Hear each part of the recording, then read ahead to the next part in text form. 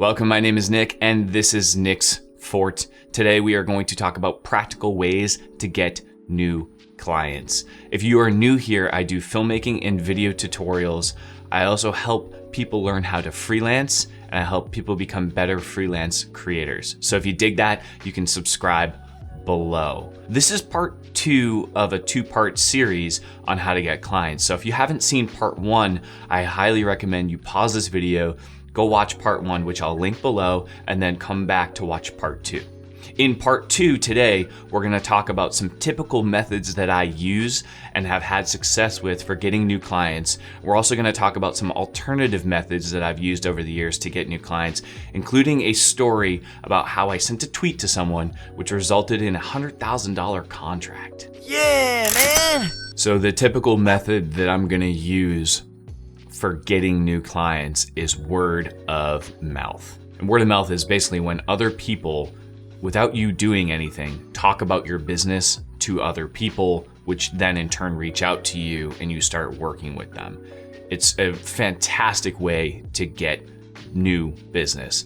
And in the beginning, word of mouth isn't going to happen because there's no one to talk about your work, which you haven't done. So you have to do the work, you have to share the work, and then you have to share it with people, and then those people can start talking about it. A good way to start getting some word of mouth going would be to build rapport with a community. And that community could be a physical location, so your town, your city where you live, right? Or it could also more likely be a community in terms of a category. So if we think about this as a category, let's say that I wanted to start making content in the surf industry. I might go out and make a surf film in Iceland, which I did, and you can check it out, I'll link it below. And then take that and I start sharing that on the internet. I might start talking to those people in that community and saying, hey, here, I made this. You might like it. And then I might start looking at the stuff that they're creating and be like, wow, this is really cool. I love what you did there. I love what you did here. And I start engaging in a real way, in a genuine way, and start learning and sharing and adding value to that community. And that can be online, that can be in person. You start doing that, you build this rapport, people start to know who you are, and they start to see your work, and then they start to talk about your work to other people, and they say, oh wow, like Nick is a really cool guy. I had a great conversation with him at that conference, and he just did this surf film in Iceland, and you might like his work and it might fit your brand, and you should probably hire him because he's a good dude and he makes cool stuff. And they know that because of all that work that you did laying down the foundation of being part of that community and doing good work. On to some alternative methods.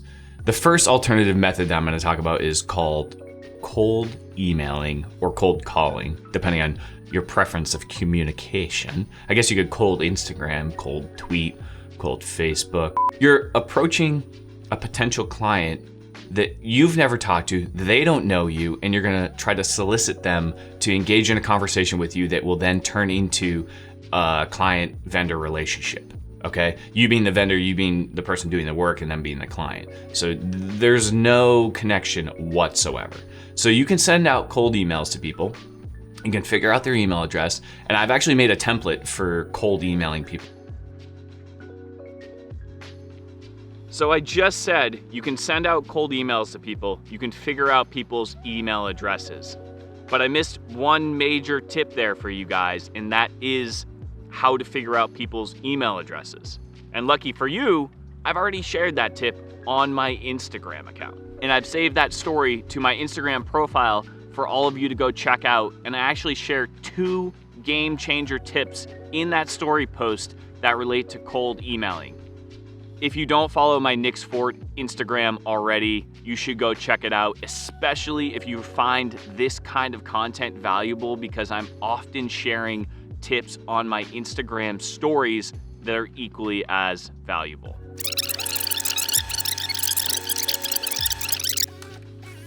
So you can send out cold emails to people. You can figure out their email address, and I've actually made a template for cold emailing people that I've used, and I amend it for every single client that I'm trying to talk to and trying to engage with because I want it to be specific to them. I think that's super important, but I use this as like my basic formula to approach people. And this method has a low turnaround, like a low success rate for me. And I think that's pretty usual. I was actually talking to a brand strategist the other day, and she was saying that you can expect like 1%, maybe 3% when you're doing cold emailing. But it happens, right? So for me, I sent out, I think maybe 80 cold emails a couple of years ago, and I heard back from like 3 people, and one of those people, 10 months later, ended up hiring me. And that was actually for a project for Polar Tech. So it worked out really, really well. We made this like documentary film for Polar Tech because of a cold email. And that was awesome. That was such a cool project to get involved in with a company that I had never worked with, but I liked their work, and I hit them up with a cold email, and it worked out because eventually they had a project that lined up with what they liked in our portfolio, and we got hired. So it can work for sure. Not something to write off, definitely something to do. It takes a lot of effort though. Your circles. This is another alternative method that I've come up with and named your circles, where basically you look around your network and you say, who do you know and who do they know? And then you start reaching out to those people and saying, hey, I see that you have this connection here. Can you connect me with that person? Or you just sit down with someone and say, this is what I'm doing. Do you know anyone that could benefit from what I'm doing? Can I help anyone that you know? And this works really, really well. If you have a good offering, it makes that person look good. Because think about this. Let's say Harry comes over to me and says, hey, Nick, I'm super good at doing text animations. And then I go, oh, you know what? One of my clients really, really needs some good text animating. And you, Harry, are freaking fantastic at text animating. I'm going to recommend you. And then that client's going to go, damn, Nick knows some good people. And if I trust Harry, I'm going to go ahead and do that. So asking your circle to recommend you to people that make sense and it has to be appropriate is a really great way to start to get in places. I've made connections at big companies this way. I've had a friend who reached out to me and was like really interested in hanging out and connecting with me, and he ended up knowing someone at Yeti Coolers, and I ended up making that connection and getting on a list of people to send them pitches. I didn't get selected for any of the shoots. That's okay, but I still made that connection.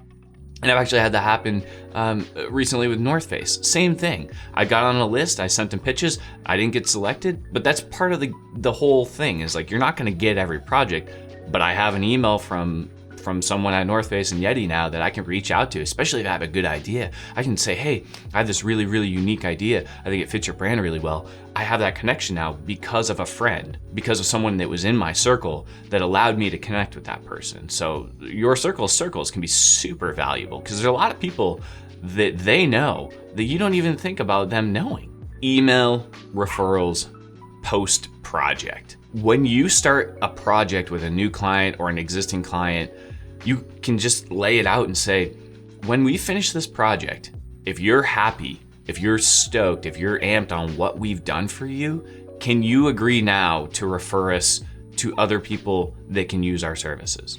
Set it up right in the beginning, right? And then as you move through the project, you do the work, it's all done, you can follow up and say, hey, can you do those referrals for me now? That person knows people. Just like with your circles, clients know people. And if they refer someone to one of their other friends, that referral means a lot. So if you're loyal and a good vendor for one of your clients, and then they refer that to another client, there's a good chance that that person, that new client, that prospective client is going to be a good client because one, they're vetted from your current client, and you're vetted from your current client. It's a good match. It makes it easy. But you should also be careful when you're doing this that you're asking and being specific about the referrals. So you don't want just any referral, right? You want to make sure that the referrals that your clients are giving you are in line with the kind of work that you're trying to do. Don't waste their time.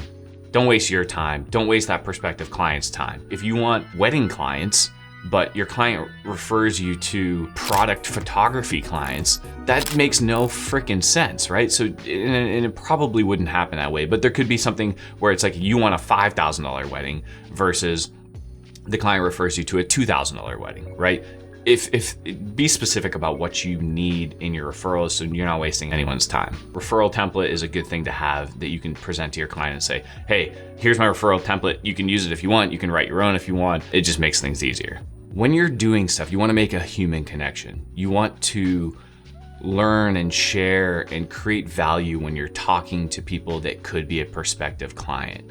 So for example, I met a gentleman recently at a conference, and I would love to work with this guy, but I'm not gonna, I went up to him and talked to him, and I'm not gonna go up to him and be like, hey, I wanna work with you. Because then that's what everyone does. Not everyone, a lot of people do that, and it's just a massive turnoff. It's just like, like I don't wanna do that. So instead, I went up to him, I made a comment about something that he said that I thought was valuable. We engaged in a conversation, we're talking about random things together. And at the end of that conversation, I actually, instead of saying, hey, I'd love you to check out my portfolio, I actually pitched something else. I said, hey, I know someone who is in your category who does amazing work. And she does, she's an amazing creator that I've talked about on this channel many times. And I said, can I share her work with you? Because I think it would fit your industry really well. So I didn't even pitch myself. I pitched a friend to then send that to this individual so he can get some really good benefit out of it. And I'm not trying to sell myself, but at the end of the day, he's gonna be like, wow, he recommended this creator who is amazing at what she does. And then after that conversation flows, I might say, hey, here's this piece that I did. Do you want to check it out? And I've already provided value to him. It's really easy for him to say, yeah, I do want to check out what you do. You help me connect with this other individual. That's great. It's just so much easier to do business when you're not being like a promo ad pitchy person. It's just so much more comfortable to do it that way. Social media. So I know a lot of people have had a lot of success sending DMs to people, tweeting at people, engaging on social media with people to then become a vendor for them and have them as a client. That happens. It's awesome. And I've had that experience. And the one time that I had that experience on a big scale it blew my mind. And that's the story of the $100,000 tweet. Yeah, man! And so what happened for that was I went to a recording of a podcast. It's a storytelling podcast called The Moth. I sat there in a theater and I listened to this gentleman. His name's Walt Pavlo. I listened to him tell his story. If you've ever seen The Office Space. Hello, Peter. What's happening? We have sort of a problem here. Yeah, you apparently didn't put one of the new cover sheets on your TPS reports. Oh, yeah. I'm sorry about that. I forgot. Yeah. He kind of did that in real life to MCI back in the 90s. So he like made an account offshore and then trickled money into it, and like, it's crazy.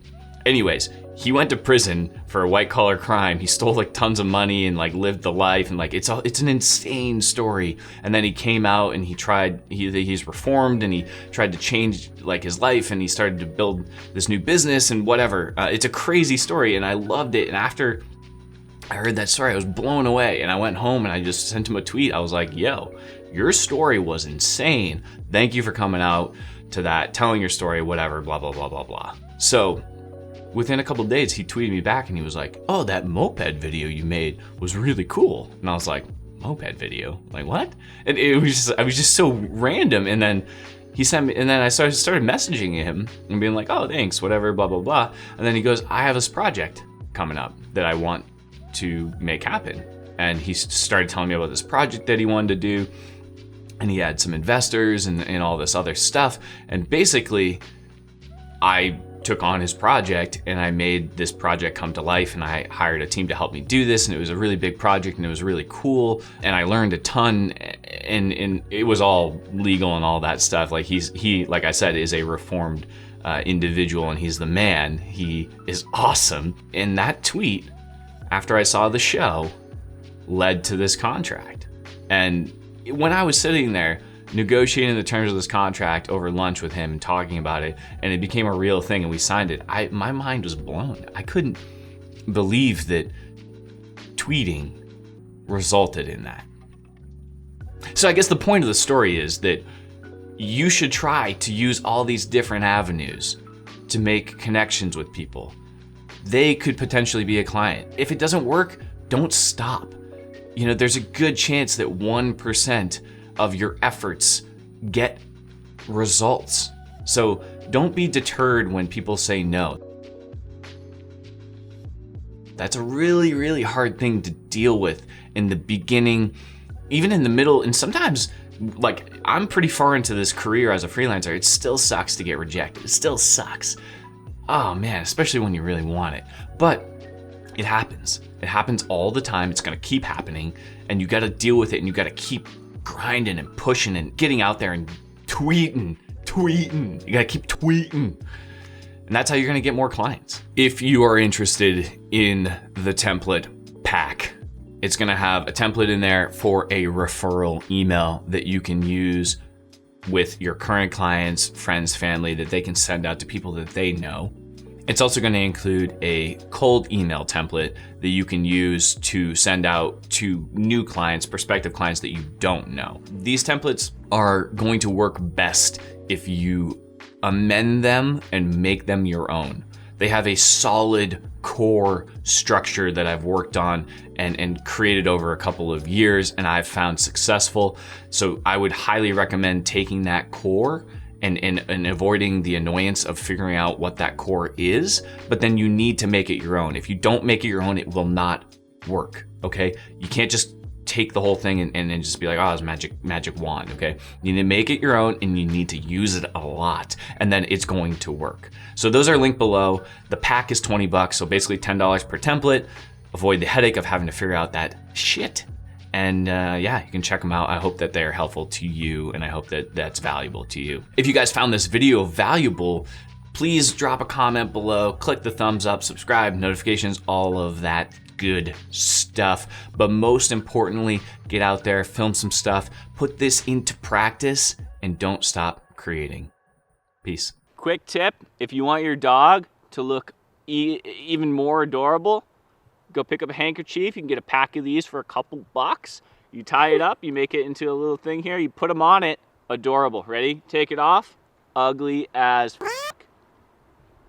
Put it on. Model.